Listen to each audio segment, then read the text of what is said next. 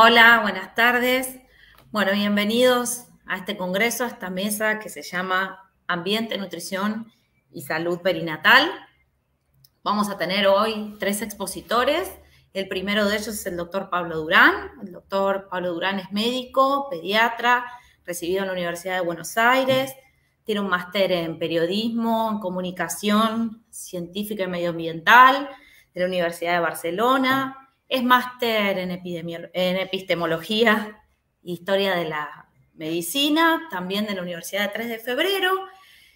Y sobre todo, además de que es profesor titular del Departamento de Salud Pública de la Universidad de Buenos Aires, es asesor regional en salud perinatal del Centro Latinoamericano de Perinatología y Salud de la Mujer de la OMS. Así que, él nos va a hablar de ambiente, nutrición y salud perinatal. Este es el primer título de la mesa. Así que, los dejamos con la presentación del doctor Pablo Durán.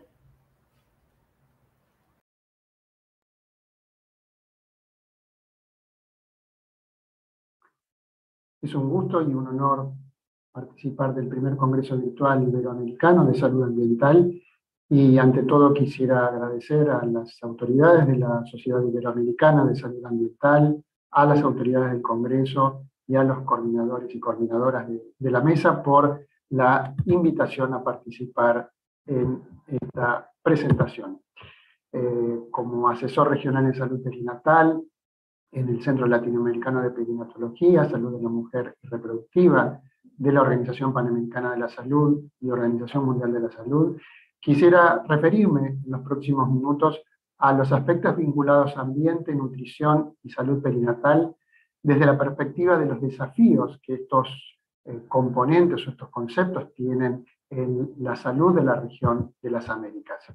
Y en primer lugar, no podemos dejar de resaltar la carga de mortalidad que el componente neonatal o el periodo neonatal y perinatal dan cuenta en la región de las Américas. Según las estimaciones del grupo interagencial encargado de estimar estos datos, podemos ver que aproximadamente algo más de una defunción perinatal o neonatal tardía ocurre cada 100 nacidos vivos en América Latina y el Caribe. Vemos que si bien entre el año 1995 y 2017 se han registrado descensos en la tasa de mortalidad neonatal, las desigualdades o brechas entre las tasas que ocurren en los países de la región, como muestra el gráfico del ángulo inferior izquierdo, se sostienen igualmente en el tiempo, más allá de la reducción en la tasa de mortalidad promedio. Y estos dos aspectos, la reducción de la tasa de mortalidad neonatal y el sostenimiento de las desigualdades, deben ser vistos a la luz de un tercer componente, y es la progresiva reducción de la mortalidad en el componente postneonatal, que, como se observa en el gráfico del ángulo superior derecho, hace que el componente neonatal contribuya proporcionalmente en mayor medida a la mortalidad durante el primer año de vida. De este modo, las estimaciones en el año 2019 nos muestran que 7 cada 1000 nacidos vivos, 7 muertes neonatales ocurren cada 1000 nacidos vivos y cerca de 8 muertes fetales cada 1000 nacidos vivos. Esto nos habla entonces de una carga de mortalidad de aproximadamente 15 por 1000 nacidos vivos. Y esto es un elemento que, si lo desagregamos, podemos ver que en América Latina y el Caribe, y ya no en la región de las Américas en conjunto, 10 millones de nacimientos van a registrarse anualmente en la región, de los cuales aproximadamente 100.000 terminarán en defunciones en el periodo neonatal, corresponde a 255 muertes por día o 10 muertes neonatales por hora. Y si a ello sumamos las muertes en el periodo fetal de 131.000 muertes, estamos hablando entonces de una carga de mortalidad muy importante, y que otro elemento a resaltar es, además de la importante carga, la vinculación con causas que son en una proporción importante prevenibles. Y esto, entonces, más del 50% de las muertes en el primer año de vida registradas en el periodo neonatal son responsables, son causas responsables las complicaciones de la prematuridad, los defectos congénitos, las sepsis e infecciones y la asfixia neonatal y trauma. De modo que estas causas, con una alta proporción de evitabilidad, son elementos que terminan de dar cuenta del diagnóstico de situación en términos de la carga de mortalidad en la región. Pero no todo se restringe a la carga de mortalidad, y también vemos cómo entre las 20 condiciones que contribuyen a la carga de enfermedad y discapacidad en la región de las Américas, nuevamente a partir de estimaciones de la Organización Mundial de la Salud, 2 de ellas, las condiciones neonatales y los defectos congénitos, contribuyen con 15 millones de años de vida ajustados por discapacidad. Esto significa que la prevalencia de años de vida perdidos ajustados por discapacidad, por enfermedad o por muerte precoz, son vinculados a estos 2 grupos de causas: condiciones neonatales y defectos congénitos. Y si abrimos un poco en grupos de causas más desagregados, podemos ver que las complicaciones de la prematuridad, la asfixia y el trauma neonatal y la sepsis son nuevamente, así como vimos en términos de la carga de mortalidad, las condiciones que contribuyen con estos 10 millones de años perdidos ajustados por discapacidad. Desde el punto de vista de los defectos congénitos, vemos que las anomalías congénitas del corazón, del tubo neural, otras anomalías cromosómicas, son las que contribuyen con 5 millones de años adicionales. De modo que la carga de mortalidad, la carga de enfermedad, están vinculadas a causas que están claramente vinculadas con distintos ambientes, que nos vamos a referir en minutos nada más, vinculados tanto al ambiente perinatal como al ambiente donde el recién nacido se crece y se desarrolla. Pero un elemento adicional es el de desigualdades. Si vemos la distribución de años de vida ajustados por discapacidad según condiciones socioeconómicas de los países, vemos claramente que el gráfico muestra barras que van desde países con alto grado de desarrollo socioeconómico a países con bajo grado de desarrollo socioeconómico. Las condiciones maternas y neonatales y las deficiencias nutricionales, representadas en colores rojos más fuertes, son las que en el grupo de países y poblaciones con menor grado de desarrollo contribuyen en una medida importante a la carga de enfermedad y discapacidad, y mucho más en la barra correspondiente a los países con bajo grado de desarrollo humano en comparación con lo que ocurre en los países con mayor grado de desarrollo. De modo que estas condiciones contribuyen a las desigualdades, pero son también resultantes de esas desigualdades, y que sabemos, y también veremos más adelante, cómo los determinantes inciden a lo largo del curso de vida, contribuyendo a que el efecto que se registra en las condiciones tempranas, vuelvo a repetir, en las condiciones maternas y neonatales y deficiencias nutricionales, se van amplificando a lo largo del curso de vida. Y este concepto de amplificación y de impresión o programación, que fueron o son los componentes centrales de lo que se conoció inicialmente como la teoría de Barker, y que hoy es un cúmulo de evidencia que nos da cuenta del origen temprano de las enfermedades del adulto, surge de conceptos que ya a mitad del siglo XX Conrad Waddington planteaba bajo el concepto de paisaje epigenético. Aun cuando el concepto de epigenética no estaba conceptualizado y desarrollado como en la actualidad, Waddington fue quien en primer término, me corrijo, en primer término fue Aristóteles, pero Waddington más recientemente lo caracteriza de esta manera, como paisaje epigenético, en donde hipotetizó que los mecanismos de canalización o amortiguación son mecanismos que se ponen de manifiesto y que conducen a procesos que contribuyen a la en el marco de la idea de selección natural, a moverse por canales más profundos en un terreno que lo graficó con las imágenes que vemos aquí. Y Waddington lo que presenta o lo que planteó es que distintos determinantes van modulando este paisaje, y esta bola que corre en estos surcos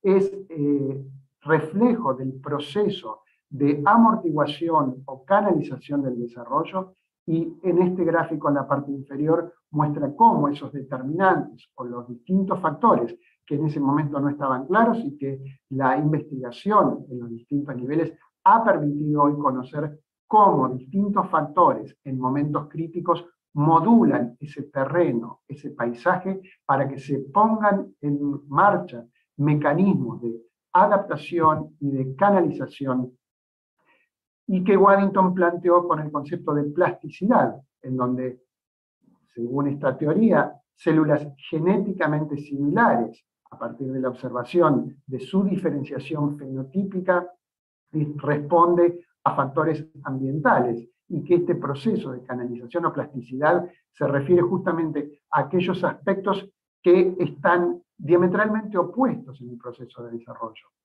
La plasticidad es, como decíamos, esa capacidad de adaptarse, y que en definitiva responden al mismo fenómeno de desacoplamiento entre la expresión fenotípica y genotípica, y que es resultado de los determinantes que conocemos y que pueden jugar fundamentalmente como respuesta adaptativa, predictiva o anticipatoria de fenómenos que los seres vivos leen como condiciones que se van a dar a futuro, y a partir del cual en el desarrollo fetal se desencadenan los mecanismos anticipatorios para responder adecuadamente a esos factores. Y de esta manera entonces el organismo prevé el ambiente y adapta su desarrollo y ajusta su trayectoria fenotípica de acuerdo a ello.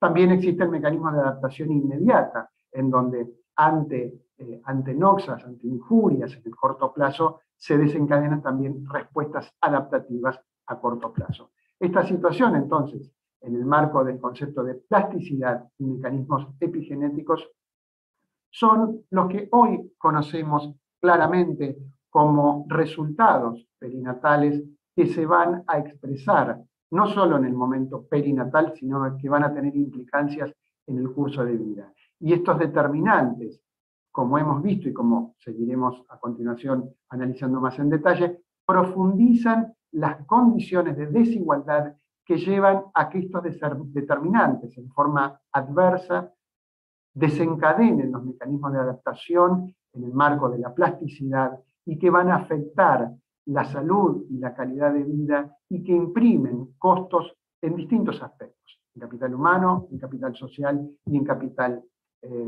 económico.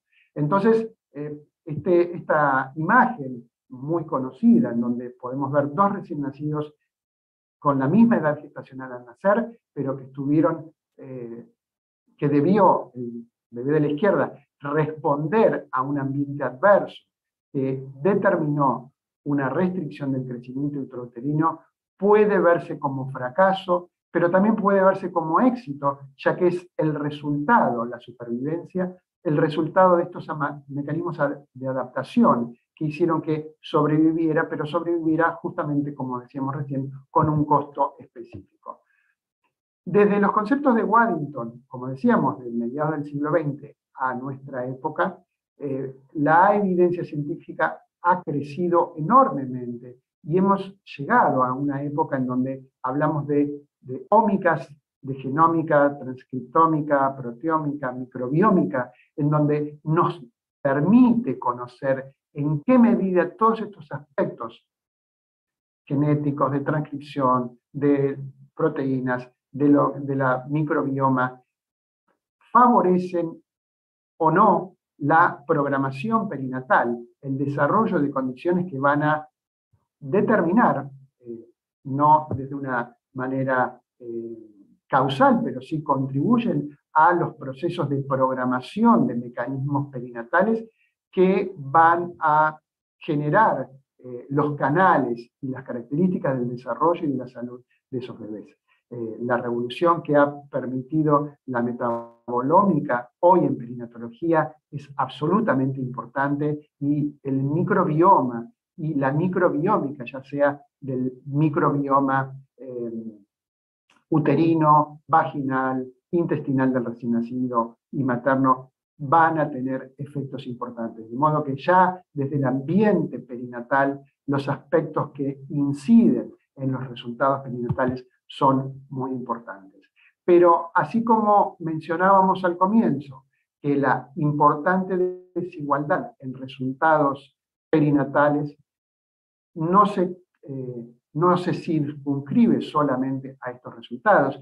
Y hoy también existe una ilusión de la inclusión a partir de los desarrollos tecnológicos y de conocimientos, y que no dejan de ser, como plantea esta editorial en el New England Journal of Medicine del año pasado, que es una ilusión, porque aun cuando los conocimientos en torno a los efectos tempranos y en donde los factores ambientales tienen una preponderancia importante en su vinculación con la información genética y la expresión genética, no contamos aún con los conocimientos suficientes para valorar la interacción entre las condiciones genéticas, ambientales y sociales que nos permitan dar una respuesta adecuada a responder o a resolver los problemas de salud que se dan en las poblaciones.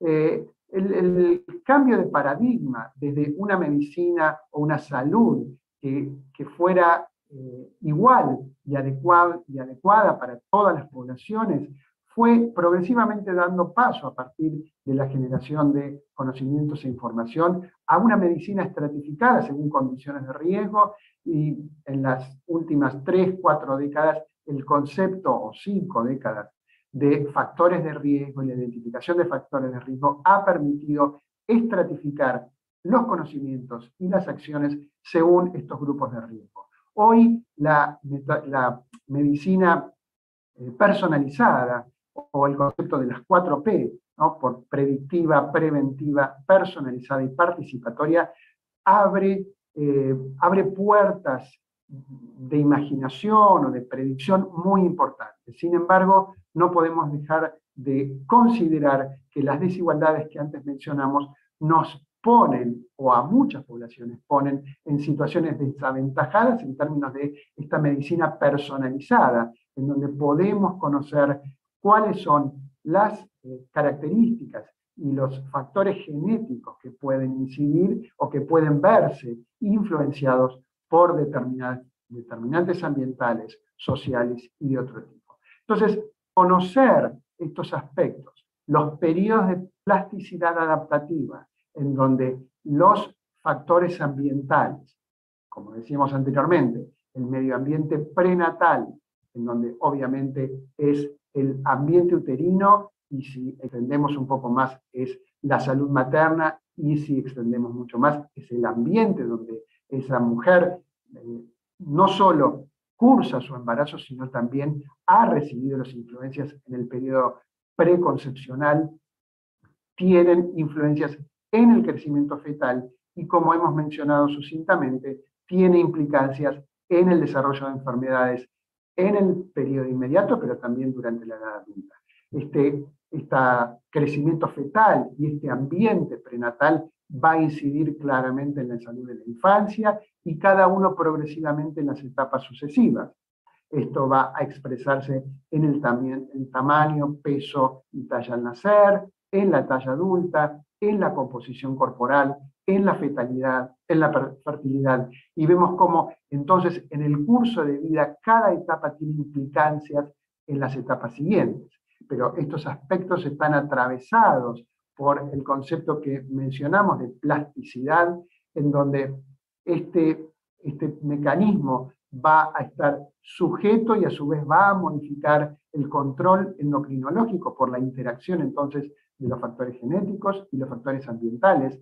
Y estas flechas verdes que descienden nos marcan los momentos en donde los mecanismos de plasticidad adaptativa, por corresponder a etapas de la vida en donde la vulnerabilidad por la velocidad de crecimiento, por el desarrollo y la complejidad de los mecanismos, sobre todo en el periodo de crecimiento fetal, en el periodo de velocidad de crecimiento acelerada en la infancia, o en la pubertad o adolescencia, son periodos más susceptibles, y en donde podemos ver en este gráfico, bajo el concepto de trayectorias de vida, trayectorias de desarrollo, cómo el trayecto o la trayectoria saludable puede verse afectada negativamente por la pobreza, por exposición a tóxicos como por ejemplo el plomo, el efecto adverso de la no accesibilidad de servicios de salud o de estrés tóxico ambiental, van a descender esta trayectoria a condiciones de riesgo o a trayectorias de desórdenes, pero que pueden ser contrarrestadas por acciones positivas, por reducción del riesgo o por la promoción de ambientes favorecedores que involucran, por supuesto, el ambiente físico, pero también el enriquecimiento emocional, la educabilidad, la acción de los servicios de salud, de educación y, por supuesto, en el marco de políticas. De modo que en el marco del curso de vida sabemos que existen intervenciones específicas en cada etapa de la vida en donde los factores nutricionales y ambientales tienen un rol fundamental y que, como hemos visto, en etapas o en momentos específicos tienen una implicancia mucho más importante. Pero si volvemos a los conceptos perinatales, y en esta publicación de la Organización Mundial de la Salud, pero que si bien no es reciente, pero que muestra igualmente evidencia e información totalmente vigente en este momento, sabemos que la exposición no solo a la polución ambiental, sino a otros factores ambientales, es uno de los factores que claramente incide en el riesgo de prematuridad, y que hemos visto cómo la prematuridad, el bajo peso al nacer o la mortalidad infantil contribuyen a la carga de mortalidad, a la carga de enfermedad y a la carga de discapacidad en forma sustantiva. La carga de enfermedad, entonces, asociada a factores ambientales en recién nacidos, como ven ustedes en este gráfico, es máxima en el periodo en torno al nacimiento.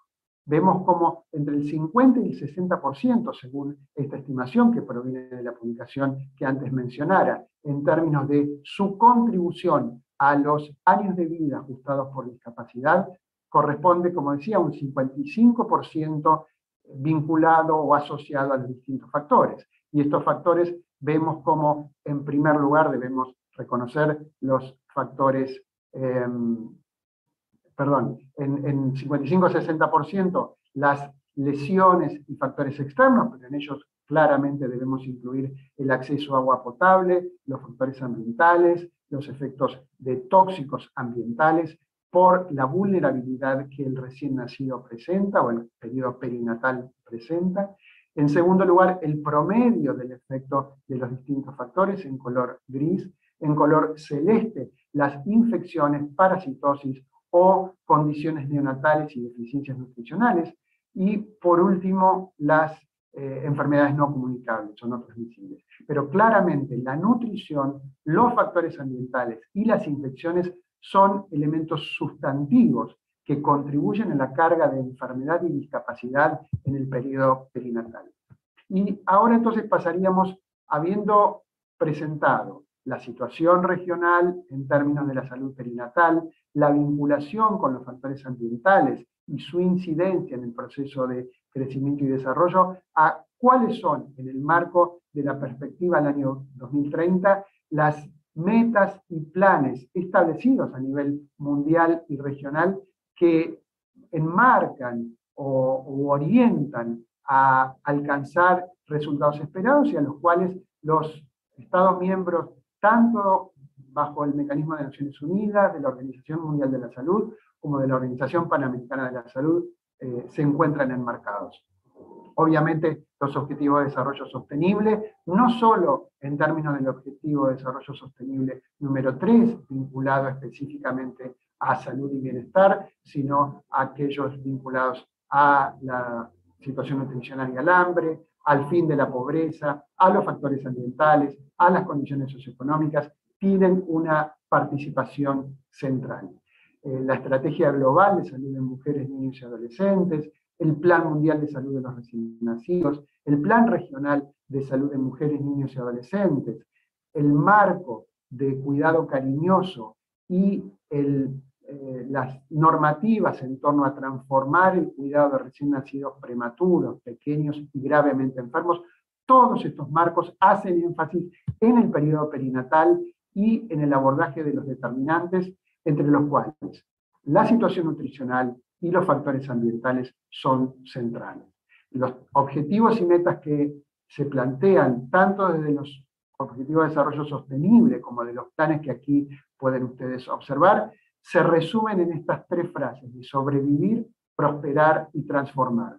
O sea, poner fin a la mortalidad prevenible, y hemos visto cómo las condiciones ambientales y el estado nutricional inciden claramente en la supervivencia o en la mortalidad precoz.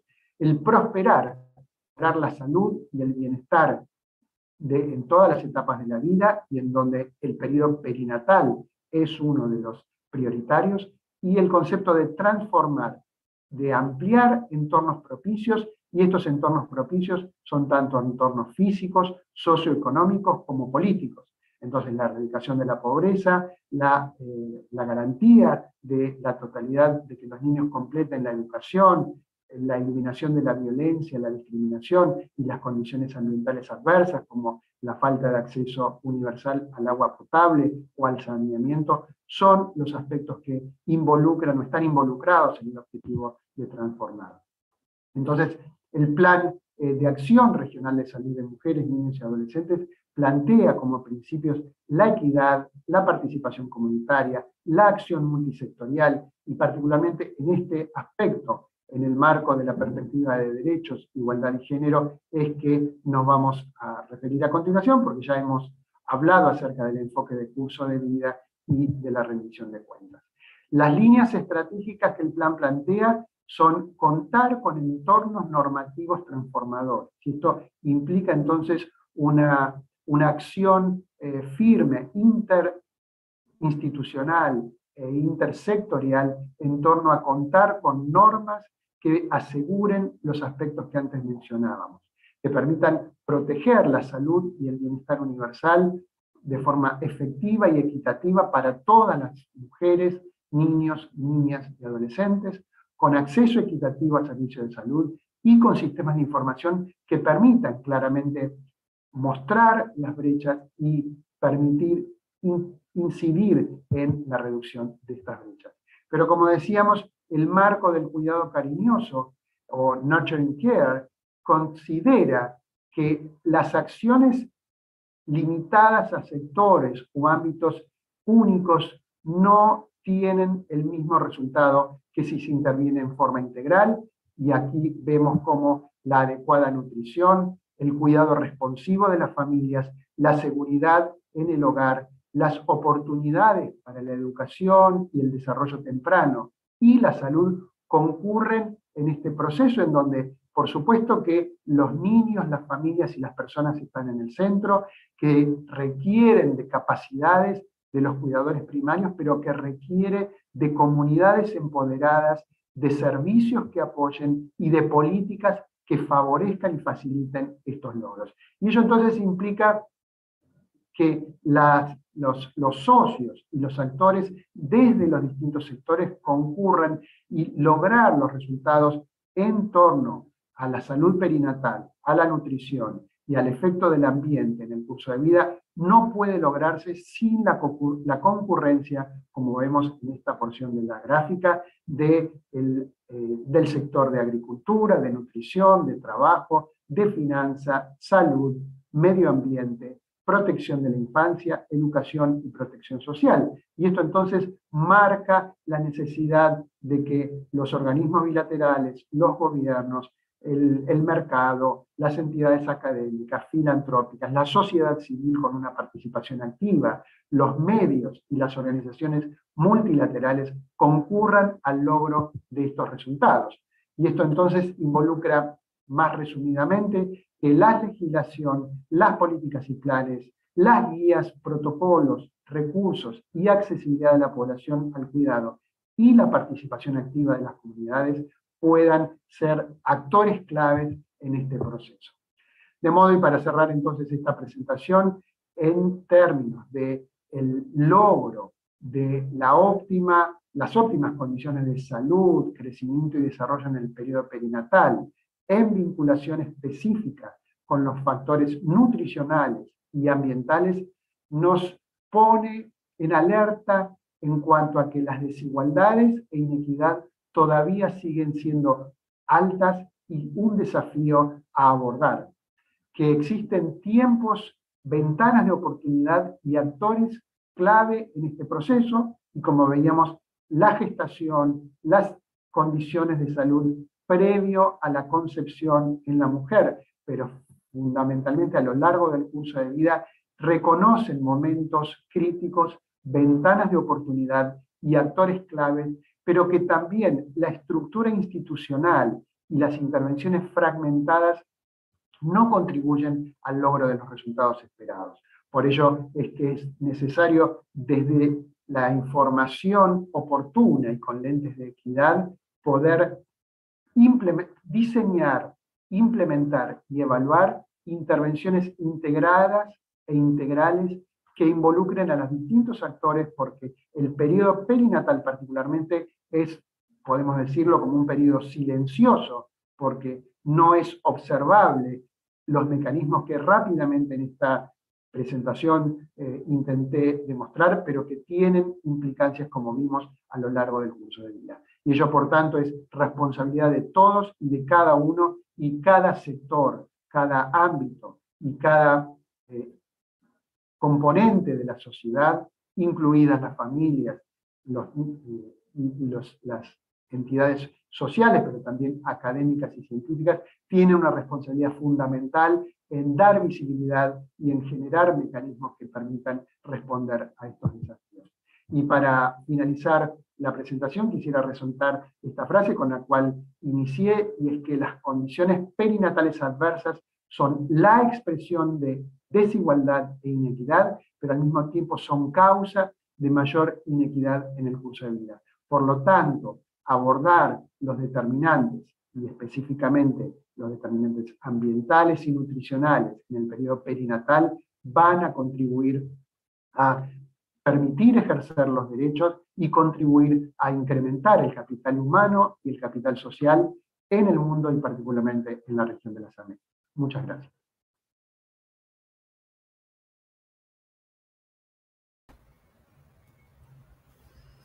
Bueno, muchísimas gracias, doctor Durán, por esta ponencia. Ahora presentamos al próximo orador, que es el doctor Pablo Barbero. Él es médico, pediatra, doctor en ciencias médicas, tiene un máster en epidemiología de la Fundación Fiocruz, es médico del Instituto Nacional de Epidemiología aquí en Argentina, responsable del Servicio de Información de Agentes Teratogénicos, y sobre todo forma parte del equipo de la coordinación de la Red Nacional de Anomalías Congénitas aquí en Argentina, así que lo dejamos con su próxima ponencia.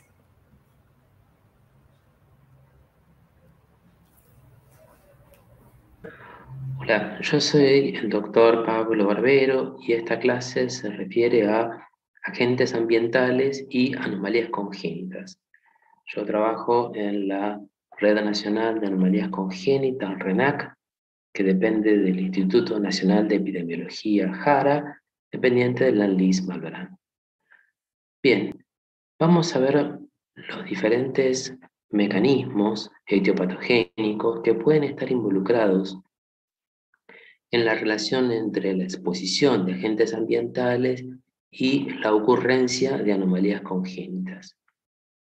Los agentes ambientales pueden actuar previo a la concepción como agentes mutagénicos, o bien pueden actuar durante la gestación como agentes teratogénicos o bien disruptores endocrinos, que en definitiva pueden entonces ser diferentes formas de acción para que ocurra la presencia de una anomalía congénita.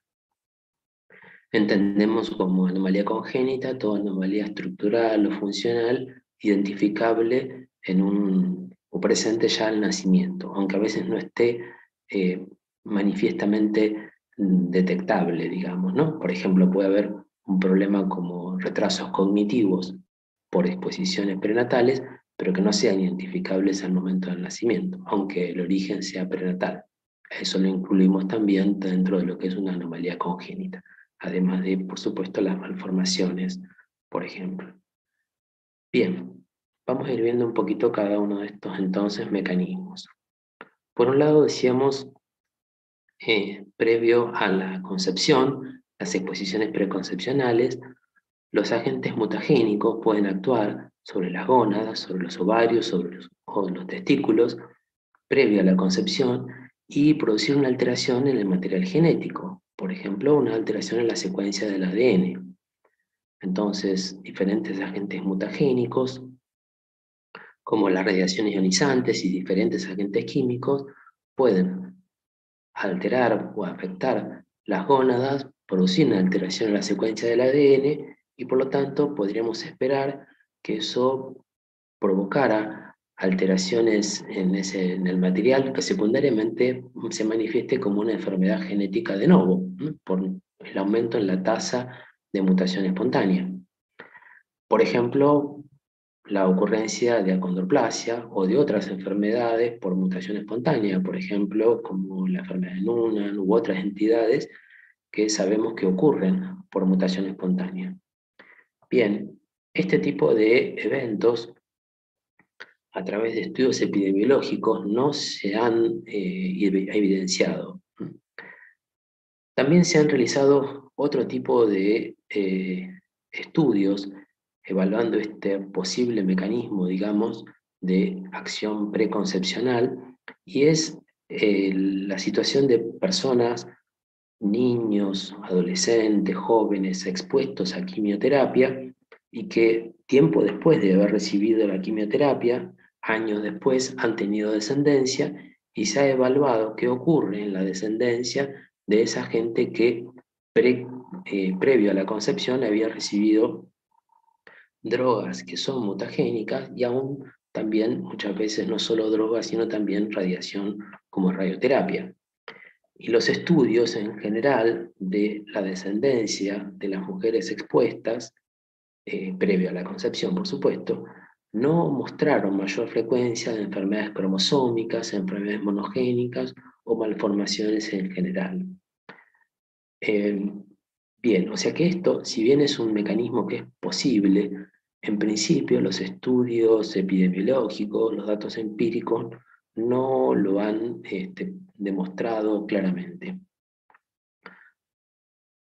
Otros mecanismos etiopatogénicos son, como dijimos antes, los agentes teratogénicos y los disruptores endocrinos.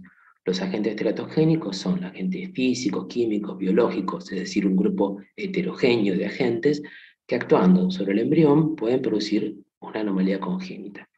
Y los disruptores son agentes químicos exógenos que son hormonalmente activos y que al actuar durante el desarrollo pueden impactar en la salud, y que a veces ese evento no se evidencia tan en forma inmediata, sino que se evidencia un tiempo después. Un ejemplo clásico de disruptor endocrino es el dietiletilvestrol. Esta es una droga que se produjo sintéticamente, es un medicamento que se introdujo en los Estados Unidos en la década del 50 y que se utilizó preferentemente para disminuir el riesgo de aborto espontáneo. Esta es la foto justamente de la propaganda, digamos, de este medicamento, que dicen para prevenir el aborto y el nacimiento prematuro, Y se estima que este medicamento se utilizó o fue utilizado por más de 1 millón de mujeres en Estados Unidos.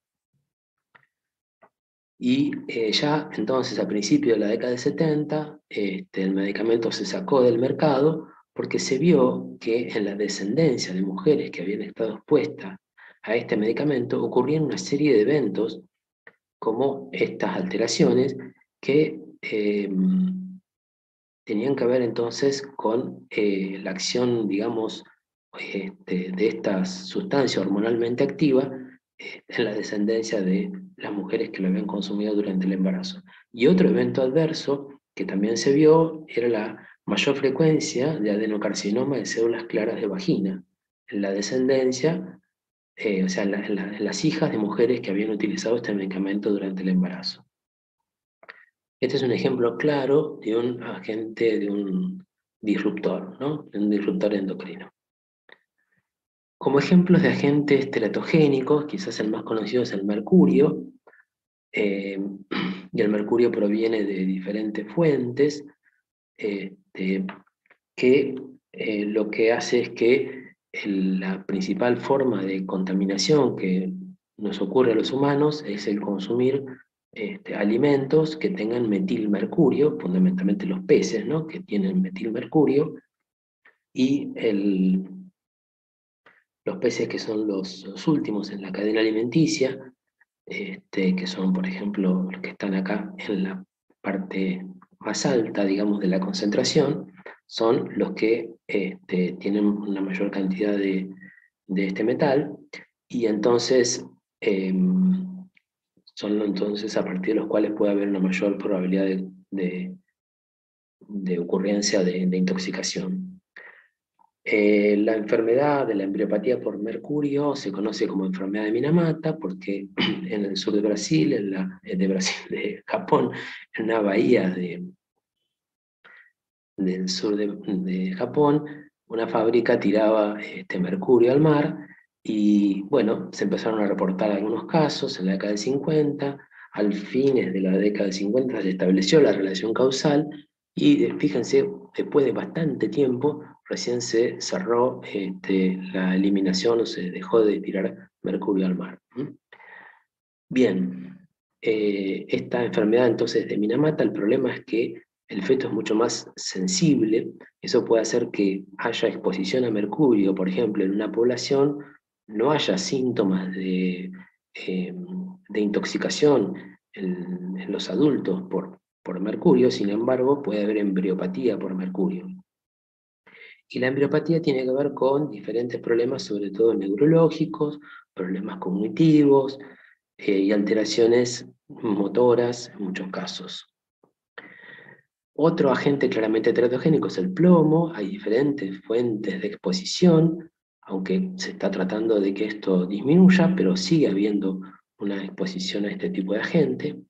Y básicamente el plomo, lo que se ha observado es que tiene efecto como neurotóxico, digamos, en la exposición prenatal.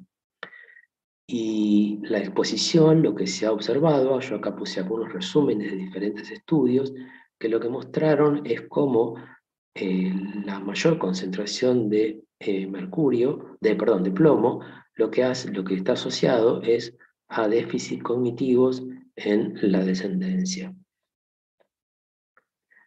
El otro agente al cual me refiero también es el monóxido de carbono. El monóxido de carbono hay básicamente dos tipos de estudios, algunos que son series de casos, en los cuales mujeres que tuvieron cuadros de intoxicación grave por monóxido de carbono, se observó que a veces se producía directamente el óbito fetal, y en los casos en que el embarazo continuaba, se vio en algunas situaciones déficits neurológicos, ¿no? Y además en la anatomía patológica se evidenció por encefalia y encefalopatía hipoglicémica.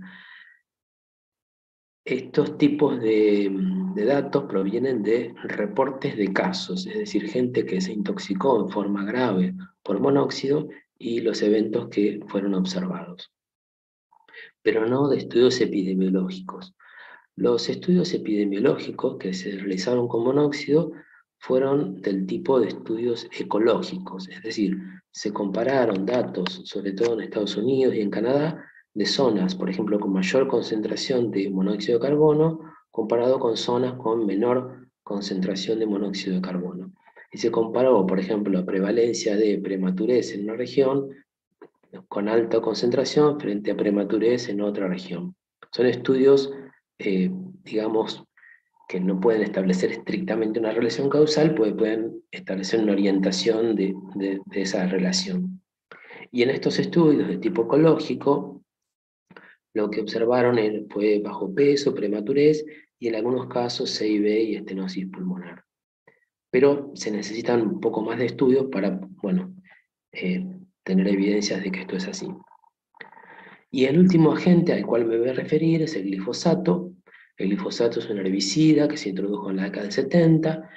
Este herbicida lo que hace es inhibir una enzima, la enol-piruil shikimato-fosfato-sintetasa, que es una enzima que solo tienen los vegetales. Esa enzima es importante para el paso que permite la síntesis de aminoácidos esenciales por la planta, que es la fenilanina, tirosina y triptófano.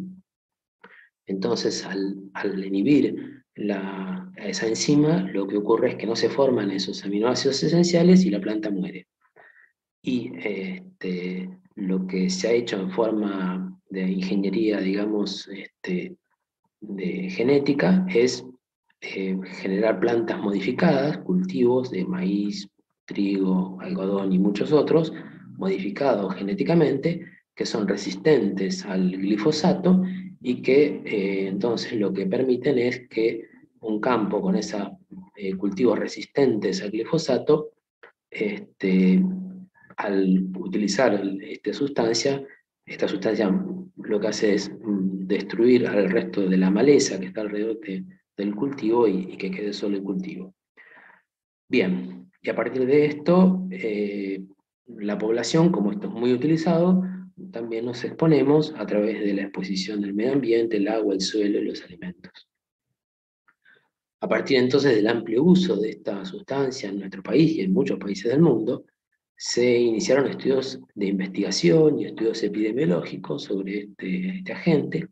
En nuestro país un estudio que generó bastante repercusión fue el estudio que realizó la doctora Paganelli de la Universidad de Buenos Aires, que dirigió el doctor Carrasco, y que se realizó sobre embriones de rana y embriones de pollo, y que observaron algunas anomalías entonces estructurales, malformaciones en estos tipos de embriones, y además vieron que el glifosato aumentaba la actividad endógena del ácido retinoico y al evitar el cotratamiento con antagonistas del ácido retinoico, se evitaba este efecto teratogénico. Entonces, a partir de estos mecanismos, bueno, se postuló que esto era lo que también ocurría en los seres humanos. Bien, el problema con respecto a esto es que los estudios en animales, bueno, por supuesto son en general de menores costos, permiten controlar y evaluar la exposición, permiten estudiar los mecanismos de acción, como recién mostré, como el estudio que se publicó, y además poder realizarlos antes de que la población humana se exponga a este tipo de agentes, ¿no? O la población en general, no solo humanos, sino animales, etc.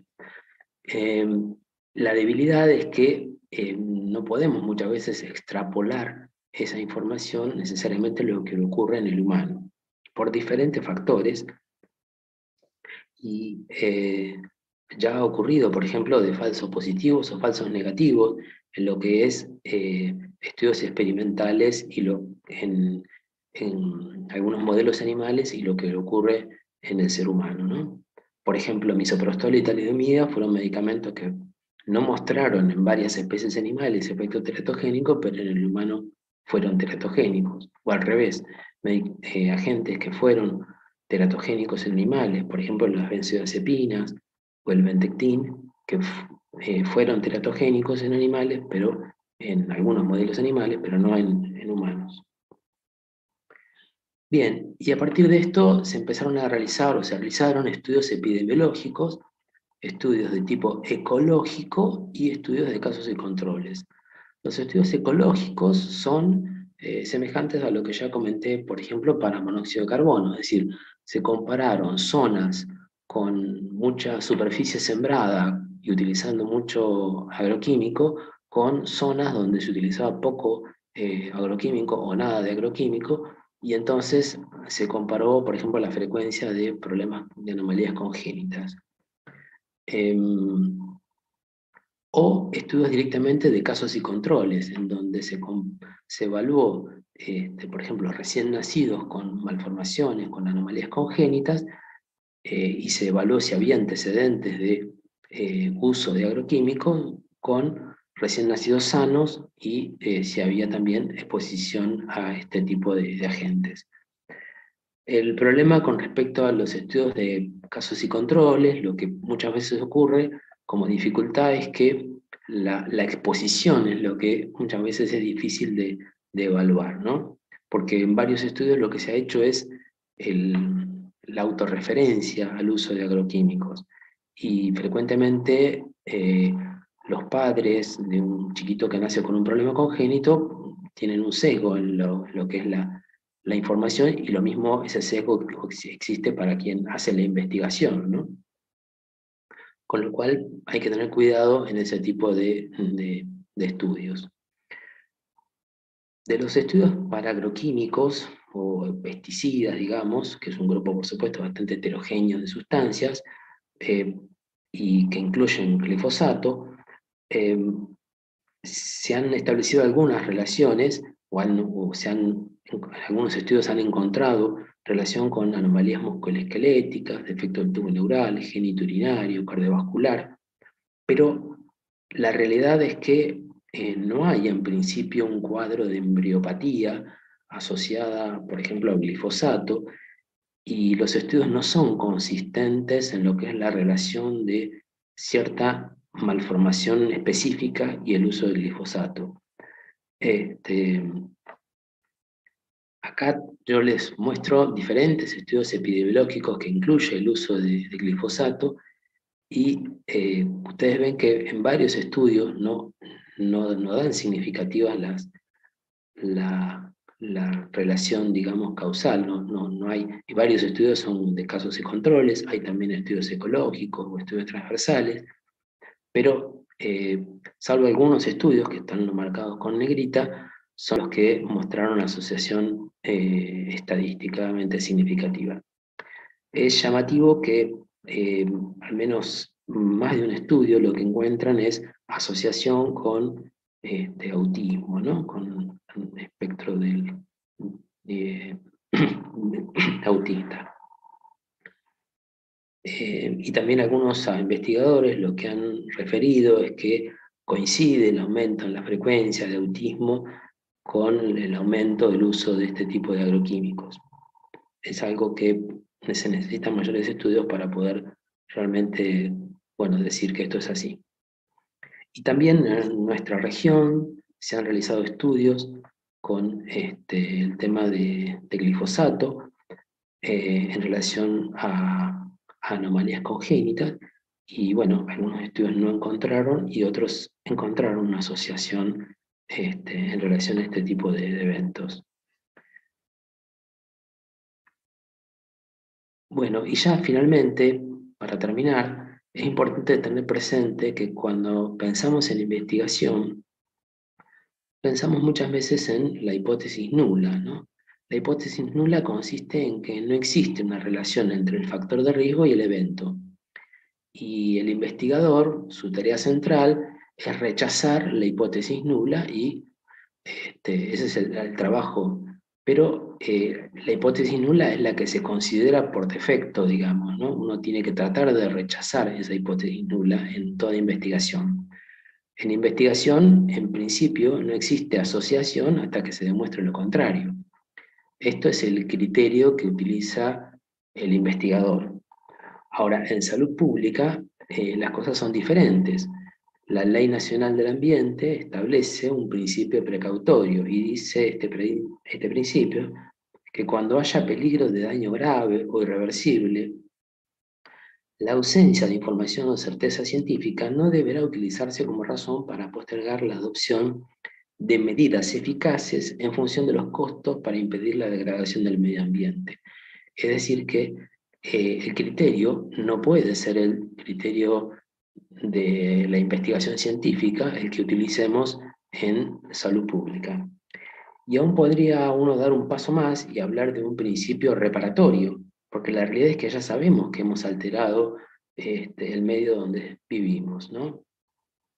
Y en un sentido más amplio, la alteración del medio ambiente, que incluye la deforestación, la extinción de flora y fauna autóctona, el monocultivo, la migración de la población a las ciudades, todos estos factores afectan la salud pública, claramente, por lo cual se plantea la necesidad de reparar el medio donde vivimos.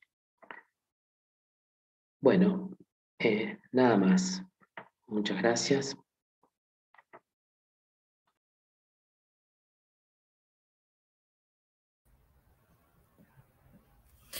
Bueno, muchas gracias al doctor Pablo Barbero también. Ahora la última ponencia va a dar Lavinia Fassini. Ella es médica, es genetista, profesora titular del Departamento de Genética y Biología Molecular de la Universidad Federal de Río Grande do Sul, en Brasil, también del Hospital de Clínicas de Porto Alegre.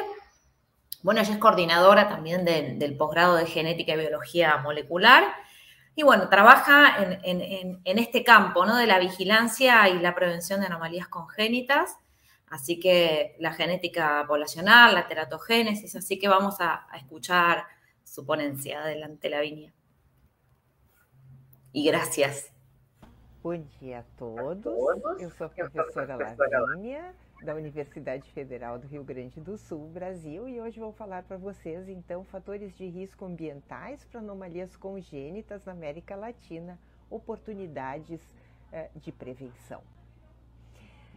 Já tivemos 2 palestras antes sobre anomalias congênitas, mas reforço que elas são prevalentes, elas são uma importante causa de mortalidade e morbidade, especialmente em crianças, ninhos, são causadas por fatores genéticos, ambientais e multifatoriais na maioria das vezes.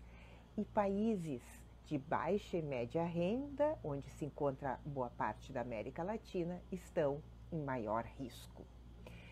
Dito isso, vamos nos concentrar, então, em alguns fatores de risco em anomalias congênitas para falarmos nas oportunidades de prevenção na América Latina.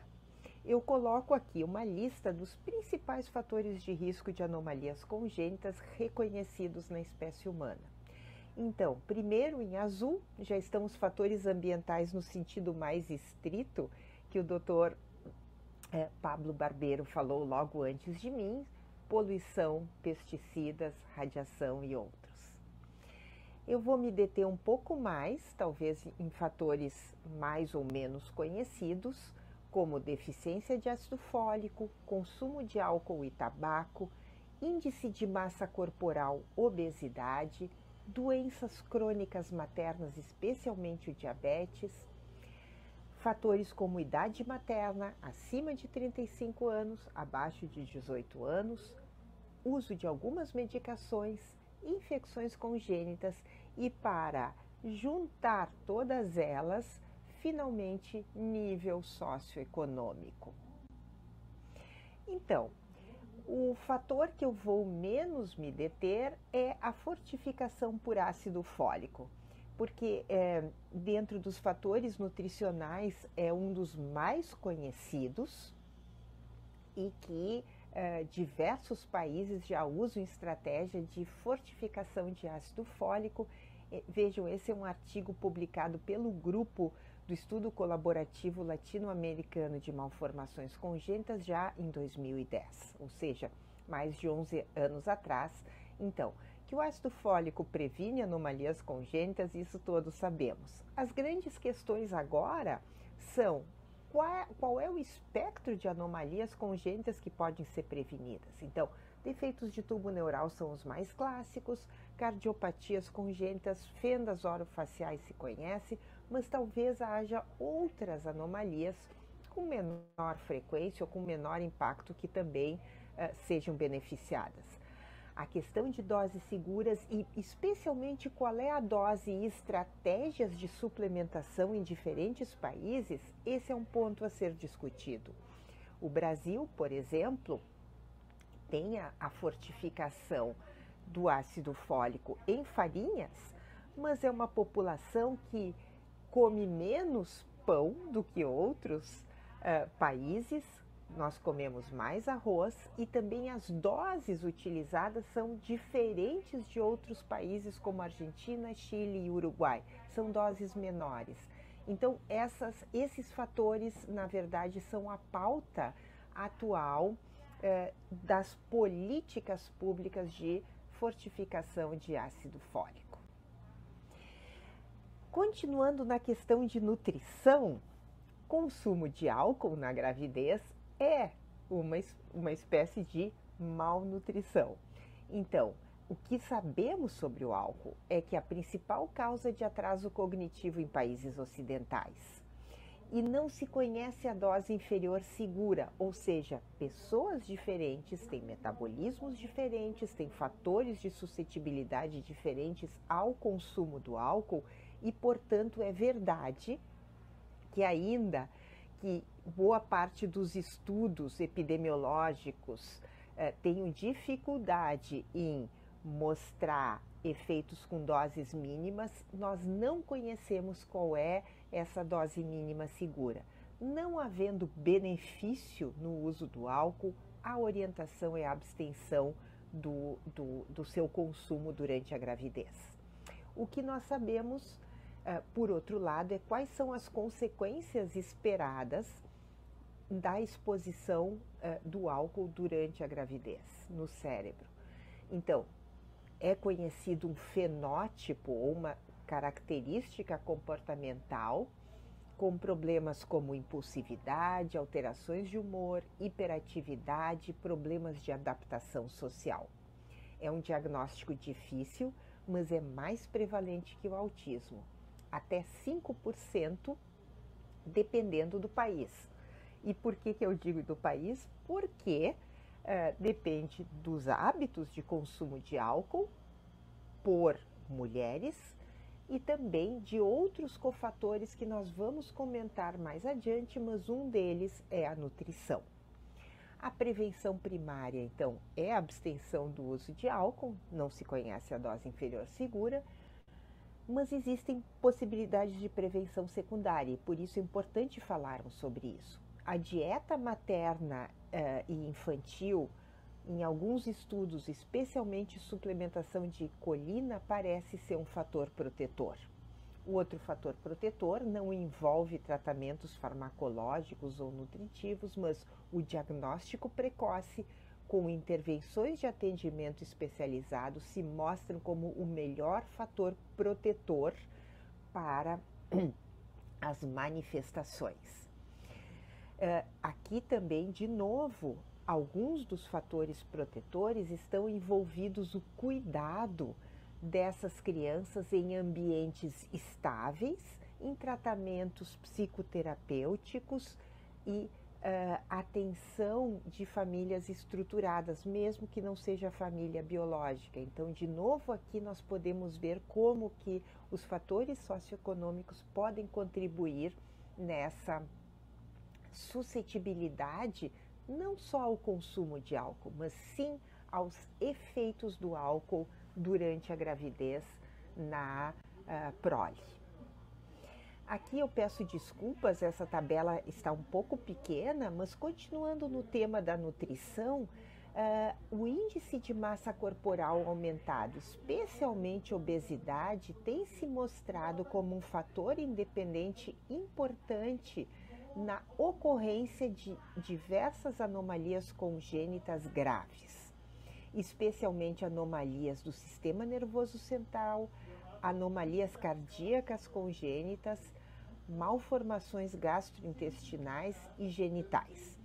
Então, Aqui se reforçam, então, as questões da prevenção pré-concepcional, ou seja, peso não deve ser perdido rapidamente durante a gravidez, mas sim é uma questão de planejamento e de adequação nutricional antes da gravidez.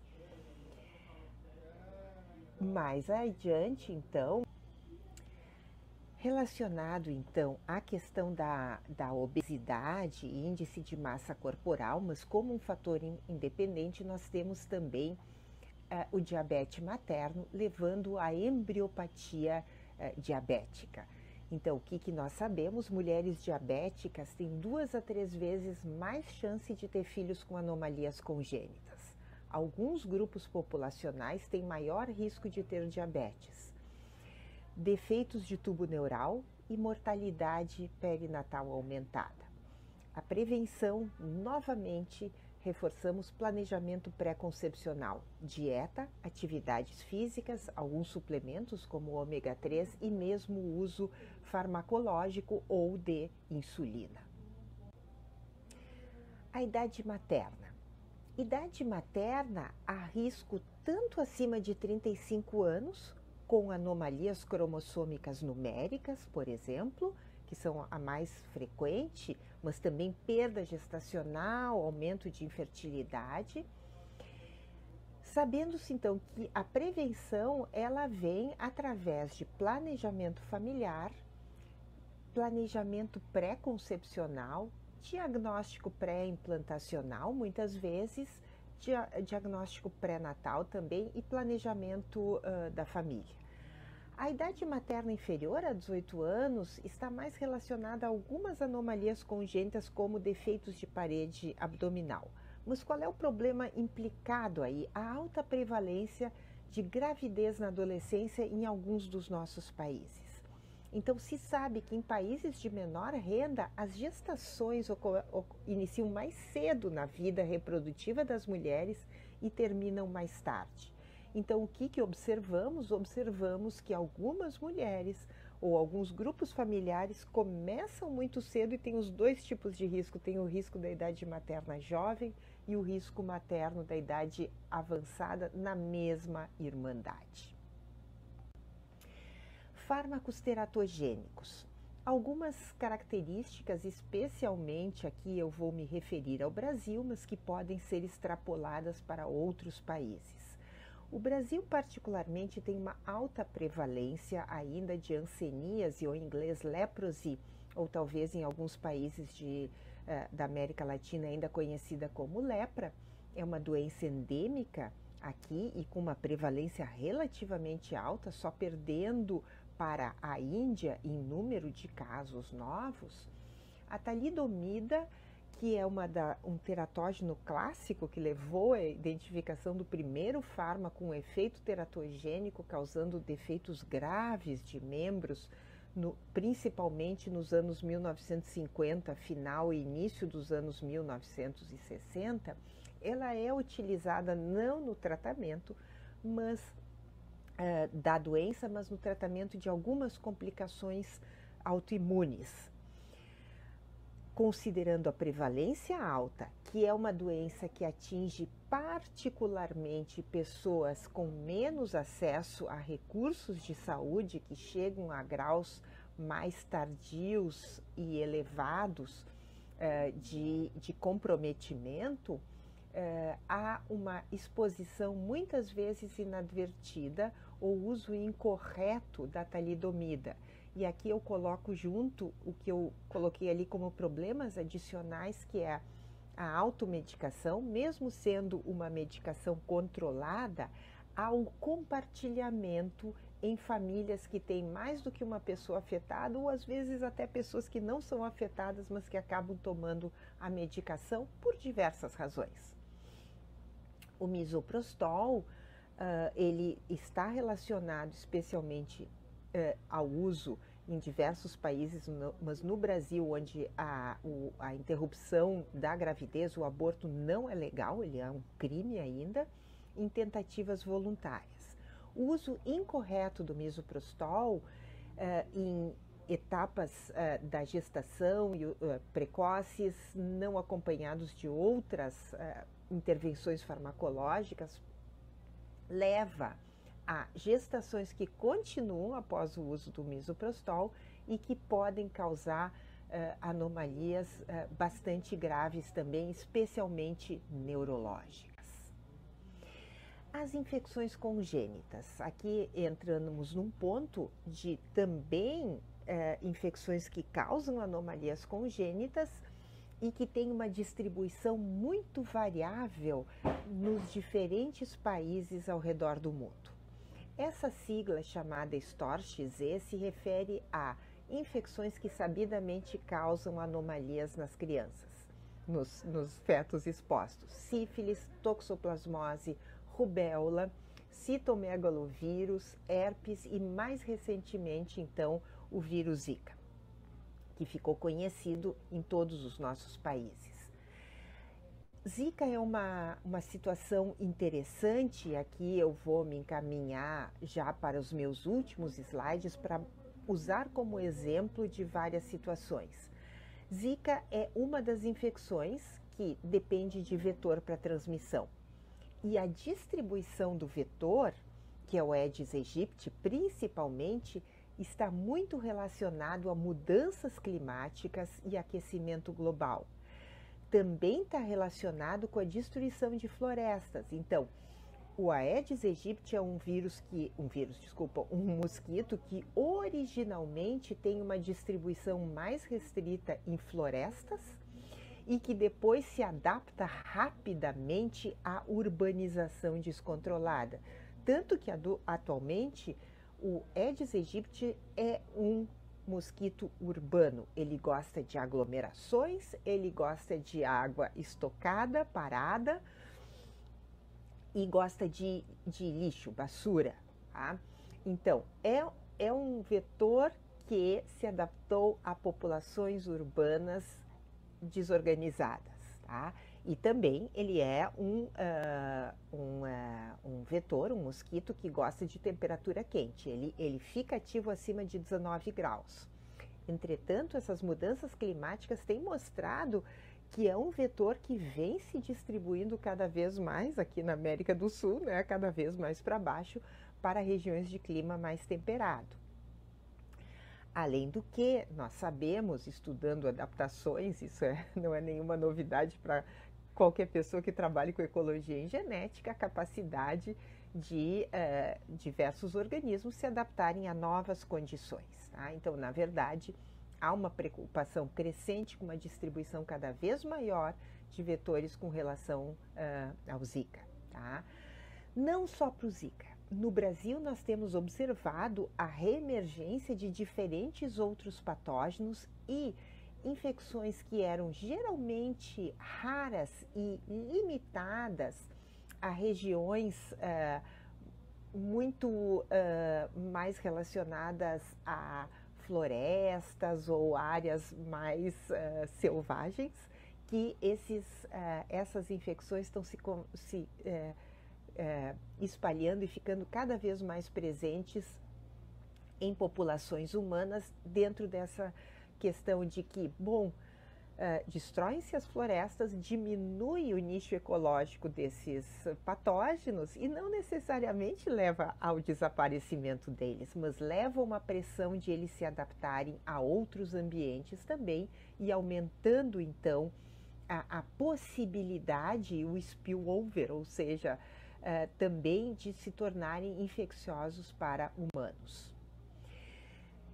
Vejam aqui, esse é um artigo que eu colaborei também, que nós já publicamos, esse é um artigo um pouco já 2017, um pouco mais antigo, que nós começamos a explorar a observação que a síndrome congênita do Zika vírus era distribuída assimetricamente em populações humanas e não só relacionada à probabilidade de haver a presença do mosquito.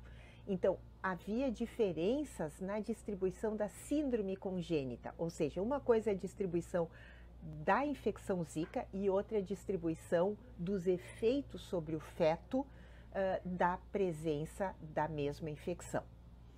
O que tem se demonstrado, esse é do mesmo grupo que publica o outro artigo, e aqui em modelos animais, é que há uma probabilidade muito maior do que a síndrome congênita do Zika aconteça em situações de pouca nutrição proteica materna.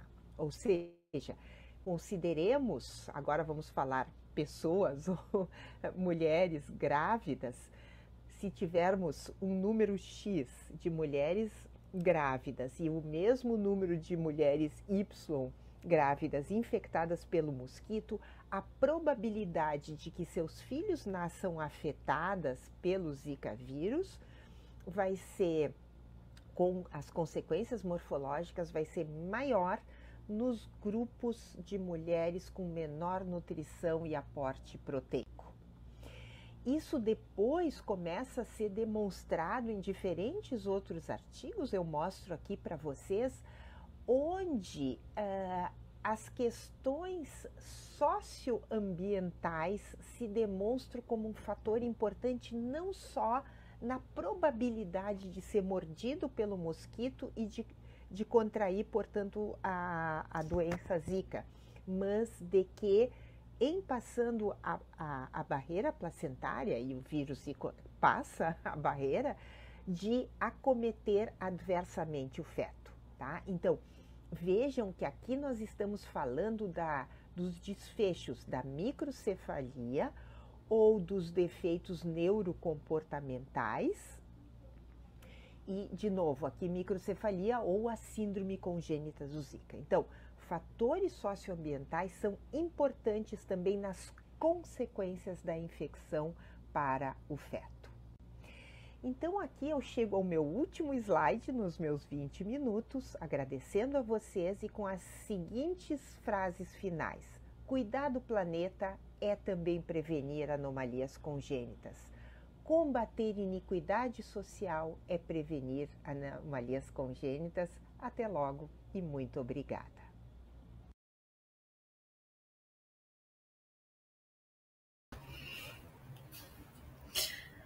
Bueno, muchas gracias, Lavinia. Esta fue la tercera ponencia. Bueno, después vamos a hacer todos los agradecimientos y el feedback, pero en principio nos gustaría invitar a la doctora Rosa Liaskovich. Ella es bióloga, es miembro de la coordinación también de la Red Nacional de Anomalías Congénitas acá en Argentina, es docente y miembro del posgrado de Genética, Derechos Humanos y Sociedad de la Universidad 3 de Febrero de Argentina. Bueno, trabaja también en este campo de la genética humana y la epidemiología de las anomalías congénitas. Invitamos a Rosa con el fin un poco de que hice algunas preguntas y alguna reflexión sobre todos estos tres temas que estuvimos hablando, o estas tres grandes ponencias, y después vamos a ir con preguntas y algunas de la mesa. Así que te dejamos, Rosa, vos. Bueno, muchas gracias, Giselle, y gracias a los organizadores por la invitación. Me parecieron excelentes las tres conferencias que escuchamos, y me parece que es un tema muy interesante que tiene como dos aristas, porque por un lado son todos temas muy novedosos y al mismo tiempo aluden a un problema clásico, que es esta dicotomía entre naturaleza de genética y ambiente o crianza, ¿no? Esto de ¿qué son los genes o el ambiente? ¿El ser humano nace o se hace? Esto es algo que viene como pregunta y problema desde el siglo XIX, antes del redescubrimiento de las leyes de Mendel. Ya Galton, cuando su primo, un primo de Mendel, que era el que planteaba el tema de la eugenesia y cómo no había nada que hacer con la especie humana porque las características de las personas dependían de su información genética. En esa época no se sabía muy bien qué quería decir eso, pero era como que había que tratar de que los mejores se reprodujeran entre ellos, los peores no se reprodujeran mucho, porque de eso dependía el destino de la humanidad.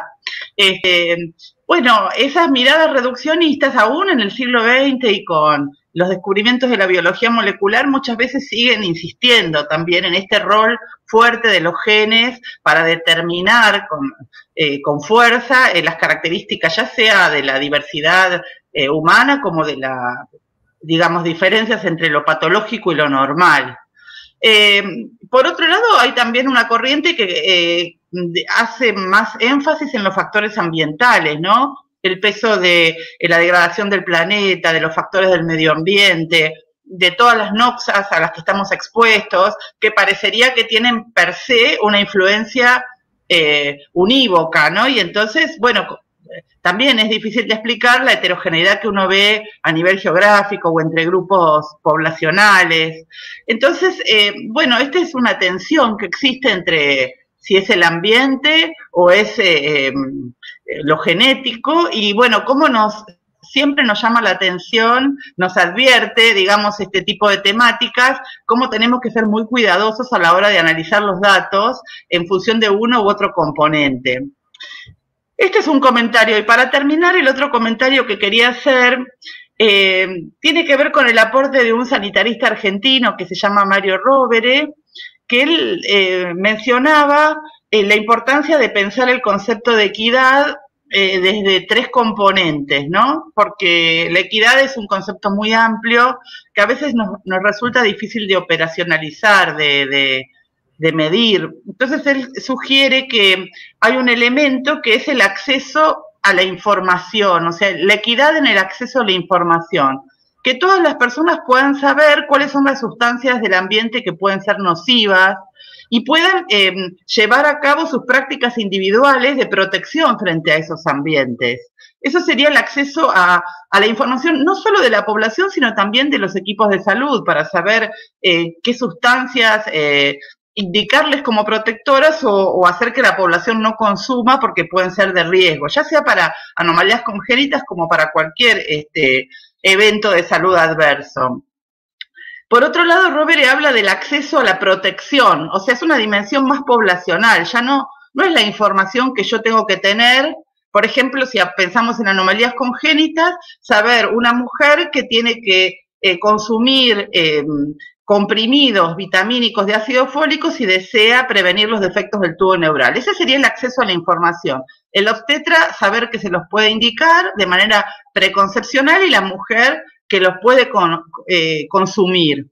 Pero hay una equidad que es el acceso a la prevención de manera universal, y esto, bueno, lo han aplicado muchos países que llevaron a cabo políticas públicas de fortificación de los alimentos con ácido fólico, donde toda la población queda protegida de manera universal porque consume ácido fólico y entre ellas las mujeres que van a quedar embarazadas están siendo protegidas por este consumo universal. Y después, Robert, entonces, además del acceso a la información y el acceso a la prevención, habla de un tercer elemento de la equidad, que es el acceso al cuidado. Si continuamos con este ejemplo, los niños con anomalías congénitas del tubo neural van a seguir naciendo, pero es necesario que tengan acceso a todo lo que tiene que ver con las políticas de rehabilitación, de cuidado, de inserción escolar, de acceso a los sistemas de salud, a los traumatólogos, a los neurólogos, a los neurocirujanos. Entonces es el acceso a la información, el acceso a la prevención y el acceso al cuidado, lo que, bueno, hace que a veces se compensen algunas cuestiones genéticas gracias a las políticas públicas que trabajan sobre los factores ambientales. Bueno, estas reflexiones se me ocurrían para hacer, pero tal vez hay preguntas o hay comentarios también de los compañeros que dieron las charlas, porque es un tema que se las trae, digamos. Parece un tema biomédico, pero no lo es tanto. Sí, muchas gracias, Rosa. Acá agregamos a la doctora Juliana Filkenstein. Ella es médica pediatra, también de la Universidad de Buenos Aires, es docente del Departamento de Salud Pública de la UBA, sanitarista, trabaja en la Autoridad de la Cuenca Matanza-Riachuelo, con lo cual también vamos por este lado de ambiente, ¿no? Y también fue coordinadora. Así que, Juli, vos querías por ahí decir algunas cosas más y a mí me gustaría después sí hacerles preguntas a los oradores en relación a algunos temas. Yo en realidad quería señalar un poquito en conjunto lo que iba reflexionando mientras iba escuchando. La verdad que los 3 oradores que estuvieron impecables, que trataron temas que por ahí son tratados permanentemente, pero con un grado de profundidad y un grado de detalle que ayuda a comprender un poquito mejor la asociación que hay entre las patologías que describían y la salud perinatal. Recordemos, el doctor Pablo Durán señalaba la relevancia de lo que son las afecciones perinatales, la prematurez y el bajo peso al nacer, y las malformaciones y el peso específico que tienen en la mortalidad perinatal. Y es claro y es estrecho la relación que tienen con el ambiente, pero la descripción minuciosa de los mecanismos que hicieron durante las presentaciones, que van desde la epigenética, mecanismos moleculares, que van desde el detalle, digamos, más minúsculo, a también, y con el mismo grado de importancia, cómo describieron la asociación de los determinantes sociales con esos mismos resultados y, digamos, con ese mismo impacto en estos grupos, digamos, de patologías que después son los que explican la mayor parte del componente de la mortalidad neonatal, sobre todo la mortalidad neonatal precoz. Y rescatar que los expositores señalaban que estas patologías no solo llevan gran parte de la mortalidad en ese grupo, en la primera semana de vida, que, por ejemplo, en la Argentina explica la mortalidad la mitad de la mortalidad anual se concentra en la primera semana de vida, y estas son las causas que lo explican, pero digo, no solo es mortalidad, sino que es mortalidad prematura, son años de vida que pierde un país en capacidad de trabajo, de gestión, de desarrollo, pero también son los años de vida perdidos por discapacidad. Digo, los indicadores que fueron mostrando los palestrantes dieron cuenta de todo esto, ¿no? De la asociación del ambiente con las principales patologías relacionadas con la mortalidad, pero también reflexionaron acerca que también es morbilidad, es calidad de vida, es desarrollo, es el futuro de cada uno, digamos, de los países, y por eso el ambiente tiene tanta importancia, la relación y el cuidado que tengamos de cómo impacta en la salud de la población. Y vuelvo a señalar que comprender los mecanismos que llevan ese impacto del ambiente sobre la salud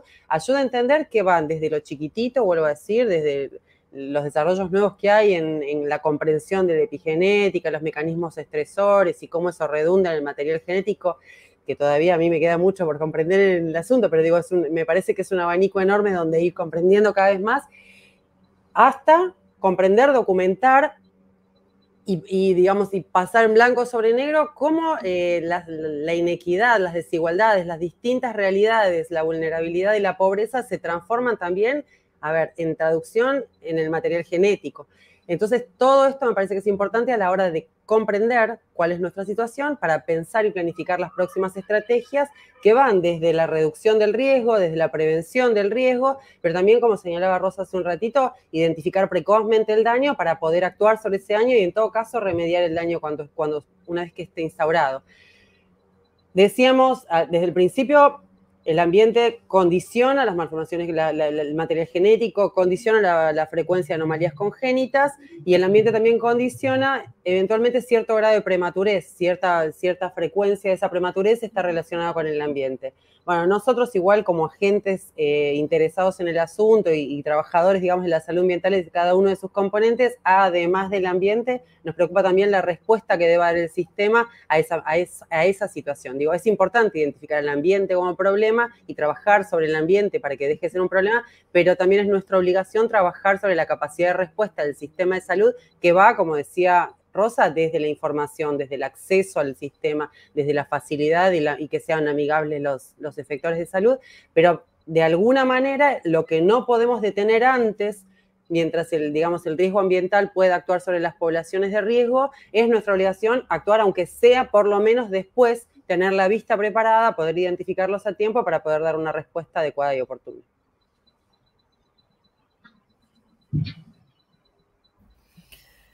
Bueno, bien, yo tengo por ahí preguntas para los oradores o qué sé yo. Por una parte me gustaría, Pablo Barbero, que habló del mercurio, y acá hay un comentario que tiene que ver con Minamata, con qué cambios se generaron después de esta especie de convenio mundial de dejar de usar mercurio. Por ahí, si querés, ahí está, para la protección del mercurio antropogénico tenemos el convenio Minamata en la implementación con roles del sector de salud. Ese fue un comentario Ana Bioscio, y por ahí, nada, si querés comentarnos un poco más o explayarte un poquitito más de qué se trató eso. Bueno, después para Pablo, o no sé, vamos por partes, no sé. Pablo Barbero, si querés explayarte un poquito de eso.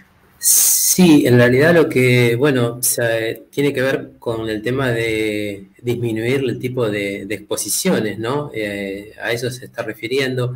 Y bueno, hacer compromisos, digamos, de los países en la emisión de ese tipo de contaminante. Recuerden que, como yo refería ahí, bueno, el que es, digamos, tiene efecto nocivo sobre la salud, no solo sobre la salud prenatal, sino también después, es el metilmercurio, ¿no? Y que entonces hay fuentes de exposición, como es el caso de a veces la explotación, algunas formas de por ejemplo, de industrias de carbón y demás, que a veces eliminan el mercurio y que después, bueno, hay una transformación a metilmercurio y eso es lo que lleva a la posibilidad de exposición y bueno, de este tipo de eventos.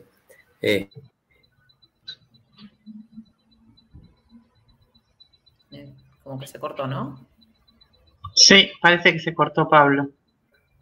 Sí, pareciera como... Sí.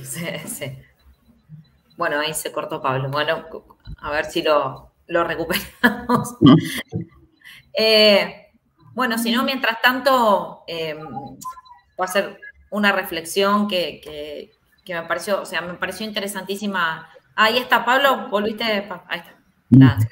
No, nada, yo quería referirme a esto de pensar un poco a veces en en que muchas veces pensamos en esto que hablaba Rosa de la genética y el medio ambiente, ¿no? Y frecuentemente yo creo que hay, nosotros que trabajamos con respecto a anomalías congénitas, hay como un peso como muchas veces excesivo, ¿no? Uno ve a nivel mundial, digamos, en tratar de explicar todo a través de una cuestión genética, ¿no? Y un poco la genetización a veces de la salud, ¿no? Y la realidad es que el componente ambiental muchas veces está un poco como más dejado de lado y es un problema.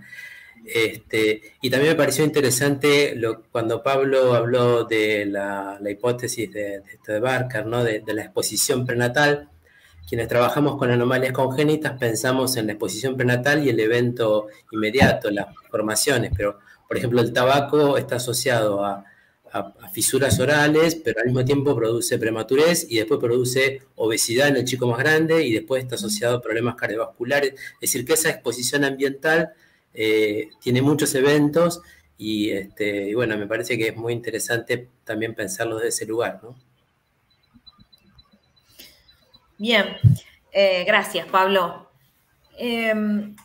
Bueno, yo me quedé pensando en la charla de Pablo Durán que tenía que ver también con un poco ya lo que dijo Juliana, ¿no? Con esta visualización de las desigualdades y cómo por ahí desde el OPS o de los organismos multilaterales se ponen en agenda, se miran y se publican de alguna forma y cómo se puede trabajar en estos entornos normativos, porque, bueno, nada, la verdad que sin entornos normativos, sin la visualización de ese problema, me parece mucho más difícil abarcarlo. Y por otro lado, por lo que decías vos recién, Pablo Barbero, que esta cuestión de poder poner énfasis en el ambiente a pesar de lo difícil que es explicar la causalidad, ¿no? Del ambiente directamente sobre un evento de salud, ¿no? O la genética determinadamente. Entonces, me gustó mucho la parte de tu final, bueno, toda la ponencia, pero final de tu ponencia donde haces esta relación entre lo que tiene que explicar un investigador y, sin embargo, este principio precautorio, ¿no? De poder decir, bueno, no, si no sabemos, por las dudas, cuidamos, por la duda regulamos. Me gustó mucho esa reflexión final. Y por ahí también quería, con respecto, ya pasando por ahí a la viña, de cosas que fui anotando, por ahí después con alguna otra, cuando te escuché me pareció muy interesante, Sica, que yo sé, la viña, que trabajás un montón con ese tema, Y quería preguntarte, en este trabajo que hicieron de la depresión proteica, ¿cómo afectaría, o sea, cómo las mujeres con alguna depresión proteica son más afectadas, esos bebés?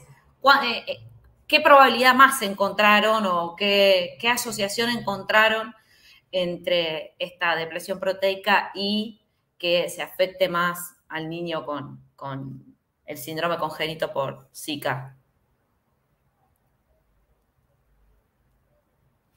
Bueno, empiezo yo y después Pablo. Bueno, la verdad es que este de la depresión proteica fue observado en modelos animales. Entonces ahí tenemos toda una situación controlada. Pero es verdad que también esto responde a asociaciones que fueron vistas, pero estas asociaciones ecológicas. Como Pablo mencionó también, en estos efectos de pesticidas y varios efectos ambientales, partimos siempre muchas veces de asociaciones ecológicas que no siempre significan causa y efecto. Entonces, causa-efecto. Entonces, ahí que está a veces la duplicidad de, bueno, estamos observando algo que viene junto o cómo explicamos punto A a punto B. En este caso, entonces, la replicación de que fue observado en humanos, en que había una distinción muy clara de la ocurrencia de síndrome Zika congénito entre las mujeres de más baja renda, income, do que las de mayor. Es interesante porque en primero se observó una relación que sería espuria, que era con ancestralidad africana, color de piel. Y después se vio que la color de piel en Brasil solo significa que los que tienen más ancestralidad africana o los negros, mulatos, son de clases más bajas. Cuando se empezó a controlar este factor, se vio que no era la ancestralidad, porque estaba de nuevo todos a buscar factores genéticos. No era la genética, pero el nivel socioeconómico. Y hay factores que no fue posible todavía controlar. Por ejemplo, que mujeres más ricas en Brasil tienen acceso a interrupción del embarazo, mismo no siendo legal. Entonces, pero como es ilegal, no sabemos o cuánto lo ocurrió. Una mujer no va a decir, ok, tuve diagnóstico o sospecha de Zika y quité mi embarazo. No puede ir para ser presa.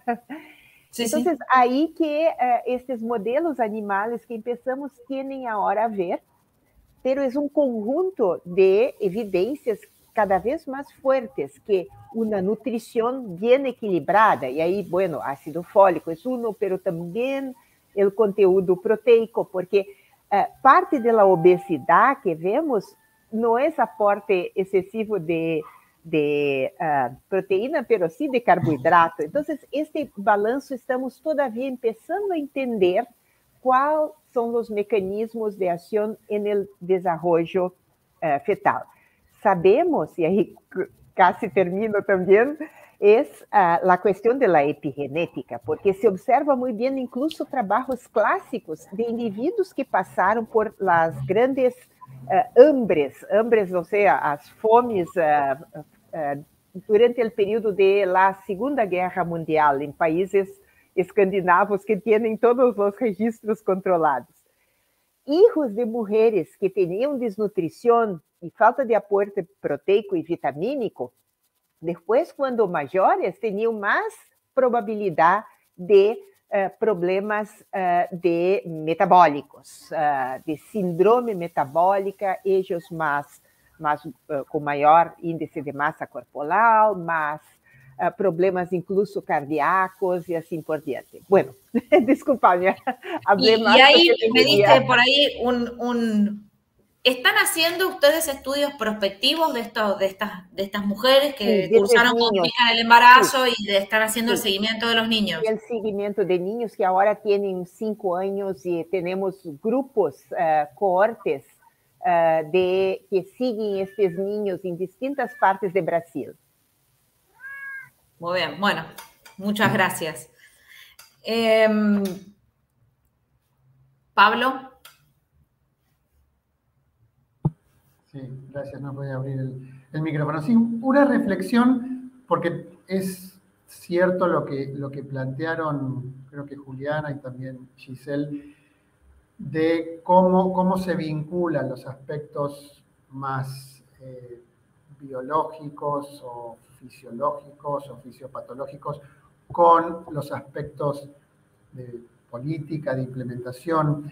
Y ahí creo que, bueno, justamente entramos en un ámbito en donde se cruzan planos y en donde esos planos a veces tienen, bueno, miradas distintas, enfoques distintos, y justamente la dificultad más importante yo veo es poder lograr el diálogo entre la mirada científica y de las disciplinas científicas y la mirada que, bueno, un poco los estudios de ciencia, tecnología y sociedad también aportan, ¿no? O sea, la mirada científica lo que apunta es a presentar la verdad desde determinados parámetros para la toma de decisión, pero también una mirada significativa desde otra perspectiva, desde la implementación, desde los determinantes, desde los actores y su involucramiento, requiere un diálogo que todavía hoy,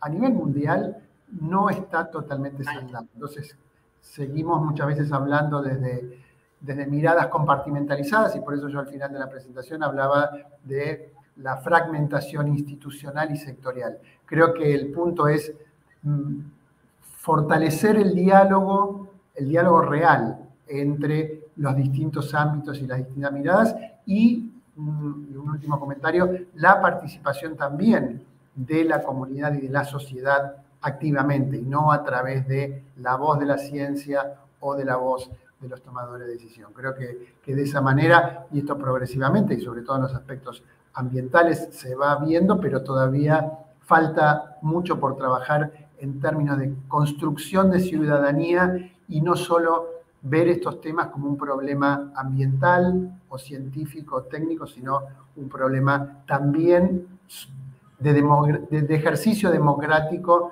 y de vida en sociedad. Gracias.